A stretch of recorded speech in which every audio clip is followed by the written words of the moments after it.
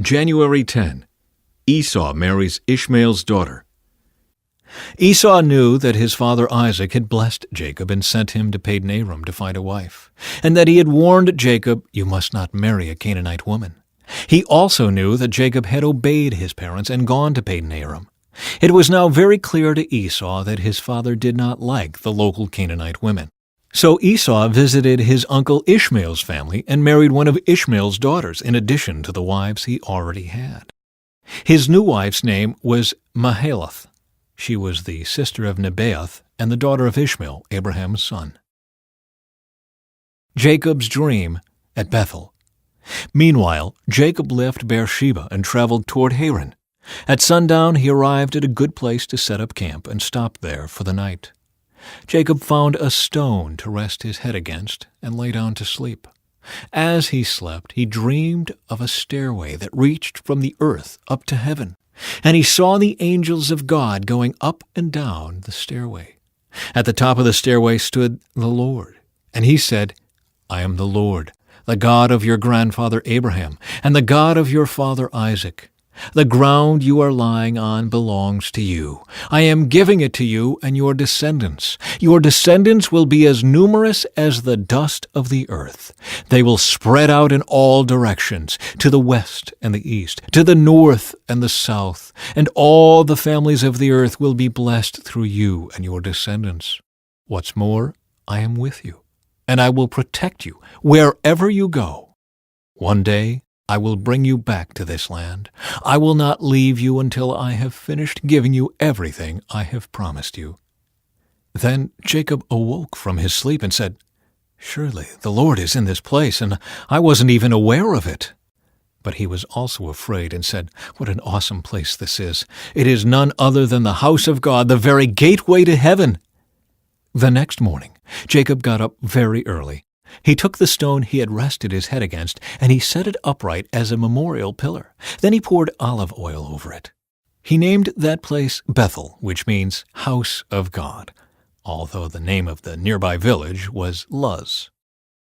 Then Jacob made this vow, "If God will indeed be with me and protect me on this journey, and if he will provide me with food and clothing, and if I return safely to my father's home, then the Lord will certainly be my God.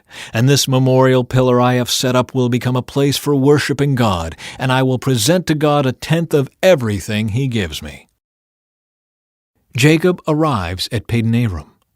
Then Jacob hurried on, finally arriving in the land of the east. He saw a well in the distance. 3 flocks of sheep and goats lay in an open field beside it, waiting to be watered. But a heavy stone covered the mouth of the well. It was the custom there to wait for all the flocks to arrive before removing the stone and watering the animals. Afterward, the stone would be placed back over the mouth of the well. Jacob went over to the shepherds and asked, "Where are you from, my friends?" "We are from Haran," they answered. "Do you know a man there named Laban, the grandson of Nahor?" he asked. "Yes, we do," they replied. "Is he doing well?" Jacob asked. "Yes, he's well," they answered. "Look, here comes his daughter Rachel with the flock now." Jacob said, "Look, it's still broad daylight, too early to round up the animals. Why don't you water the sheep and goats so they can get back out to pasture?" "We can't water the animals until all the flocks have arrived," they replied. "Then the shepherds move the stone from the mouth of the well, and we water all the sheep and goats." Jacob was still talking with them when Rachel arrived with her father's flock, for she was a shepherd. And because Rachel was his cousin, the daughter of Laban, his mother's brother, and because the sheep and goats belonged to his uncle Laban, Jacob went over to the well and moved the stone from its mouth and watered his uncle's flock. Then Jacob kissed Rachel, and he wept aloud. He explained to Rachel that he was her cousin on her father's side, the son of her aunt Rebekah. So Rachel quickly ran and told her father Laban. As soon as Laban heard that his nephew Jacob had arrived, he ran out to meet him. He embraced and kissed him and brought him home. When Jacob had told him his story, Laban exclaimed, "You really are my own flesh and blood." Jacob marries Leah and Rachel. After Jacob had stayed with Laban for about a month, Laban said to him, "You shouldn't work for me without pay just because we are relatives. Tell me how much your wages should be." Now Laban had 2 daughters. The older daughter was named Leah, and the younger one was Rachel. There was no sparkle in Leah's eyes, but Rachel had a beautiful figure and a lovely face. Since Jacob was in love with Rachel, he told her father, "I'll work for you for 7 years if you'll give me Rachel, your younger daughter, as my wife." "Agreed," Laban replied. "I'd rather give her to you than to anyone else. Stay and work with me." So Jacob worked 7 years to pay for Rachel. But his love for her was so strong that it seemed to him but a few days. Finally the time came for him to marry her.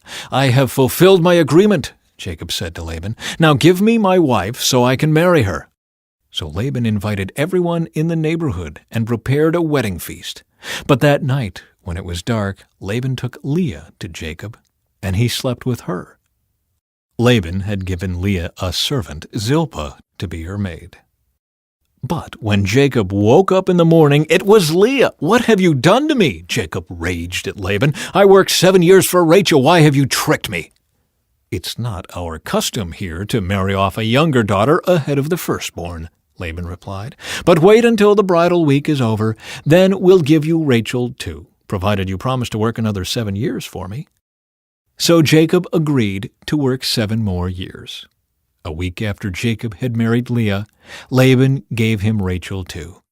Laban gave Rachel a servant, Bilhah, to be her maid. So Jacob slept with Rachel too, and he loved her much more than Leah. He then stayed and worked for Laban the additional 7 years. Jacob's many children.